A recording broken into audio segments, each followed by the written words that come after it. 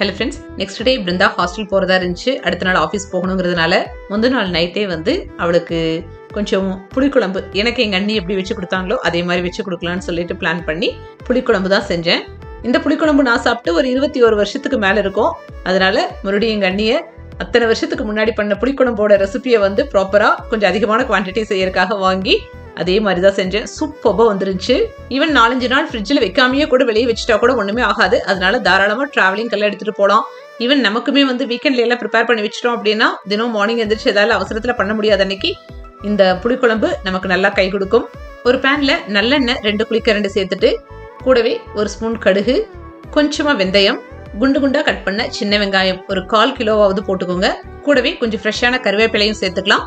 கூடவே அதே அளவுக்கு பூண்டும் சேர்த்துக்கோங்க. இந்த ரெண்டும் வந்து கொஞ்சம் நல்லா வதங்கினதுக்கு அப்புறம் கூடவே 2 தக்காளி பொடி பொடியா அரைத்து சேர்த்துக்கிட்டு தக்காளியும் நல்லா வதங்கிடணும். தக்காளியோட தோல் மட்டும்தான் லைட்டா அங்கங்க தெரியணும். அந்த அளவுக்கு கம்ப்ளீட்டா வதங்கினதும் இந்த தக்காளி வதங்கும் போதே இந்த புளிக்குழம்புக்கு தேவையான உப்பு சேர்த்துக்கலாம். இந்த தக்காளி வதங்குறக்குள்ள ஒரு ஆரஞ்சு சைஸ்ல புளி எடுத்து கிட்டத்தட்ட ஒரு 1 ஹவர் முன்னாடி ஊற வச்சு சுடுதண்ணியில நல்லா ஒரு புளி கரைசல் வந்து நான் எந்த கப்ல வந்து வெங்காயமும் பூண்டு எடுத்தனோ அதே கப்ல 1 கப்புக்கு அந்த புளித்தண்ணியை எடுத்து இந்த தக்காளி வதங்கினதுக்கு அப்புறம் அந்த புளித்தண்ணியும் அதில் சேர்த்துட்டு தேவையான அளவு உப்பு போட்டுட்டு கூடவே எந்த கப்பில் புளித்தண்ணி சேர்த்துடணும் அதே கப்பில் 1 கப் தண்ணியும் ஊற்றி நல்லா கொதிக்க வைக்கணும்.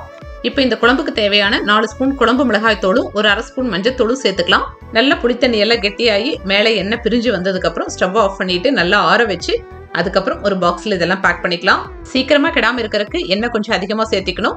இன்கேஸ் எண்ணெய் பத்தலைன்னு ஃபீல் பண்ணீங்கன்னா மறுபடியும் 2 ஸ்பூன் எக்ஸ்ட்ரா நீங்கள் இடையில சேர்த்துக்கலாம். முந்தின நாள் நைட்டே இதை செஞ்சு வச்சுட்டதுனால காலையில் எழுந்திரிச்சு கொஞ்சம் டென்ஷன் இல்லாமல் ஒன்லி பேக் பண்ணுற வேலை மட்டும்தான்.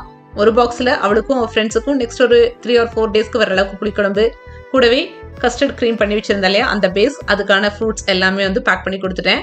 இதெல்லாம் நம்ம ஃபேமிலி குழந்தைங்க கூட நம்ம ஸ்பெண்ட் பண்ணுறதுக்கான ஒரு கோல்டன் டைம்னு தான் சொல்ல முடியும். ஏன்னா பெண் குழந்தைகள் இப்போ காலேஜ் முடிச்சாச்சு, இன்டர்ன்ஷிப்பும் முடிஞ்சுது, அடுத்து வேலைக்கு போனாங்கன்னா ஹார்ட்லி ஃபியூ இயர்ஸ் அதுக்கப்புறம் அவங்களுக்கு கல்யாணம் ஆச்சு அப்படின்னா நம்ம வீட்டுக்கு வந்து ஒரு டீ காஃபி இல்லை மேக்ஸிமம் டிஃபன் ஆர் லஞ்ச், இதை தவிர பெருசாக நம்ம கூட வந்து இதே மாதிரி ஸ்டே பண்ணுறதுக்கான டைம் எல்லாம் வந்து மறுபடியும் அவங்களுக்கு கிடைக்காது. நம்மளே நம்ம லைஃபை எல்லாம் திரும்பி பார்த்தோம்னா கல்யாணத்துக்கு முன்னாடி அத்தை வீடு மாமா வீடுன்னு போய் நிறைய நாள் ஸ்டே பண்ணியிருந்திருப்போம். இப்பெல்லாம் அவங்கள வந்து ஏதாவது உடம்பு சரியில்லைனாவோ இல்லை ஏதாவது எமர்ஜென்சினா போய் பார்க்கறதோட சரி, மற்றபடி போய் ஸ்டே பண்ணுற அளவுக்கெல்லாம் நமக்கு பெருசாக சான்ஸ் கிடைக்கிறது இல்லை. ஈவன் அம்மா அப்பா வீட்டுக்கே வந்து கெஸ்ட் மாதிரி தான் போயிட்டு வந்துட்டு இருக்கோம். ஸோ கிடைக்கிற நேரத்தை இருக்கிற உறவுகளோட கொண்டாடிக்குவோம்.